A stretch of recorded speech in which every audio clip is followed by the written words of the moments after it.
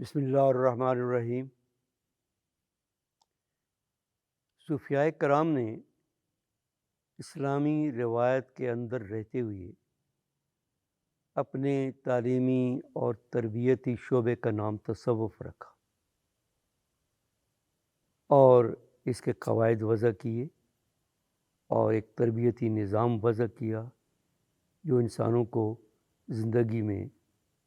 اللہ تعالیٰ تک پہنچنے کے راستے بتاتا ہے، اور آدمی کو وہ مقام نصیب ہوتا ہے کہ جس میں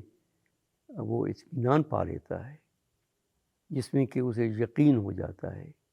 جسے جب اسے اطمینان ہو جاتا ہے کہ اب وہ جو کچھ کر رہا ہے وہ صحیح کر رہا ہے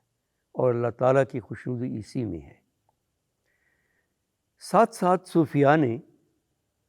تصوف کے اندر ہی ایک پیرلل نظام بھی جاری کر دیا اور اس کا نام فتوت رکھا۔ اور فتوت کیا تھا کہ بس اور طریقے چھوڑ کر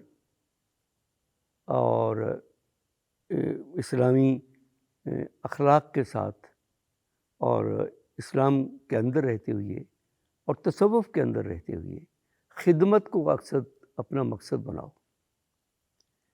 اور یہاں پھر انہوں نے کہا کہ طریقت بجز خدمت خلق نہیں، اگر تم دیکھو تو تصوف ہو یا فتوت،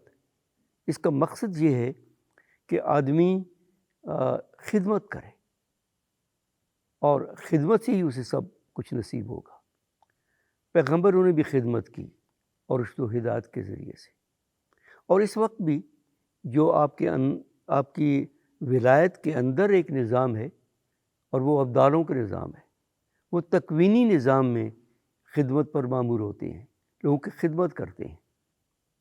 اور اس طرح خدمت کرتے ہیں کہ ان کا وجود لوگوں کی نظروں سے غائب رہتا ہے۔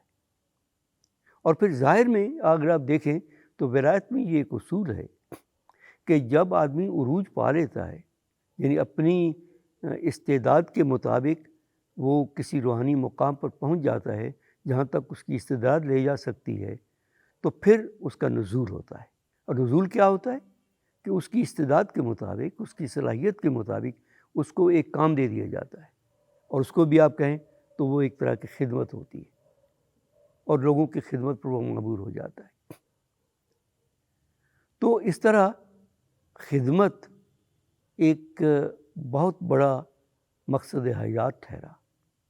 اس طرح کا مقصد جو انسان کو اللہ تک پہنچا دے۔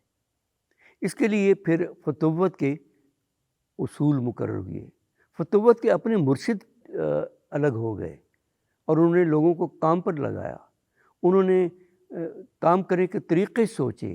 کہ کون سا وہ طریقہ ہے کہ اس کلچر میں رہ کر اور اس خاص علاقے میں رہ کر وہ کوئی خدمت کر سکتے ہیں۔ تو اس کے مطابق انہوں نے خدمت کی کوئی حد بندی نہیں کی، اور ان کا کام آل راؤنڈر وہ خدمت گزار تھے، اور انہوں نے خدمت کرنی شروع کر دی۔ اور اس کی نظیر سب سے زیادہ حضرت امیر کبیر سید علی ہمدانی کی زندگی میں ملتی ہے۔ انہوں نے وہ فتوت کے امام ٹھہرے اور انہوں نے لوگوں کی خدمت اس طرح سے کی کہ ان کے مریدوں میں ایسے لوگ آگے آ گئے کہ جنہوں نے اپنے اپنے طور پر لوگوں کی خدمت کرنی شروع کر دی۔ لیکن اس فتوت کے نظام میں سب سے بڑی بات، جیسا کہ میں نے کہا تھا پہلے، کہ اپنے آپ کو ڈسپلن بنانا ہے۔ سب سے پہلے یہ ہے کہ وہ اپنے آپ کو ڈسپلن بنائیں، اور ڈسپلن بنانے کے 4 طریقے حضرت علی رضی اللہ تعالیٰ عنہ نے بیان فرمائے ہیں۔ فرمایا کہ 4 بنیادی صفات پیدا کر لو تو تم ڈسپلن ہو جاؤ گے۔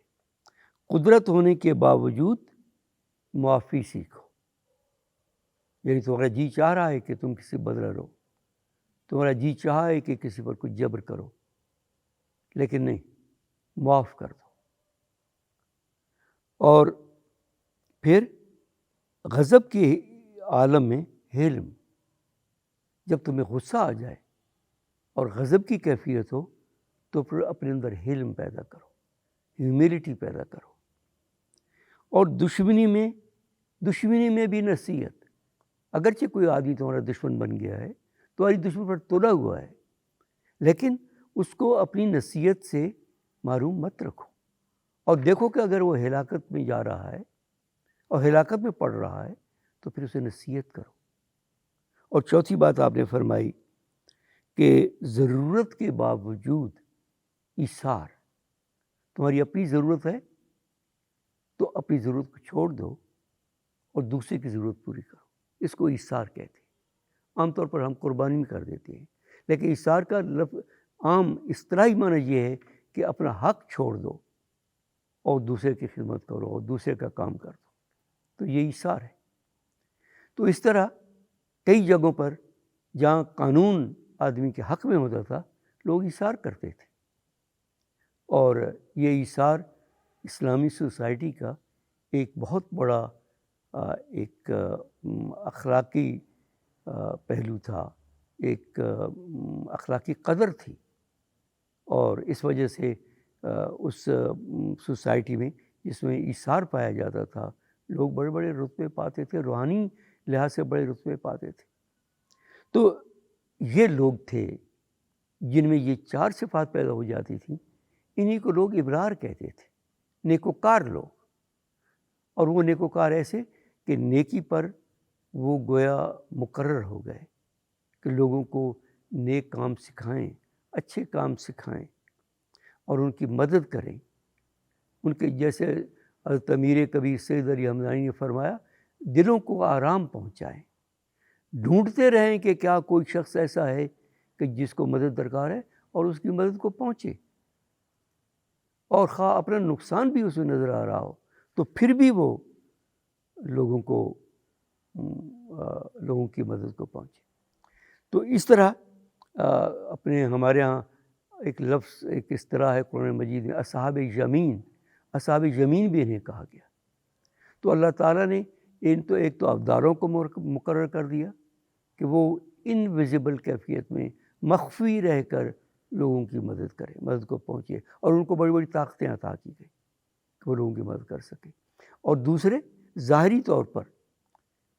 اور یہ سارے جتنے کام ہیں مدد کے، ان کے لیے لوگوں کو مقرر کر دیا۔ یہ ایک طرح کے گویا خدائی فوجدار تھے جو اپنے آپ کو پیچھے رکھ کر لوگوں کی خدمت میں کمر بستہ ہو جاتے تھے۔ تو ہماری اسلامی تاریخ میں تصوف کے ایک وسیع دائرے میں فتوت ایک نظام تھا جو بڑے عرصے تک کام کرتا رہا، اور یہ خدمت کا طریق تھا جس کے ذریعے سے آدمی اللہ تک پہنچتا تھا۔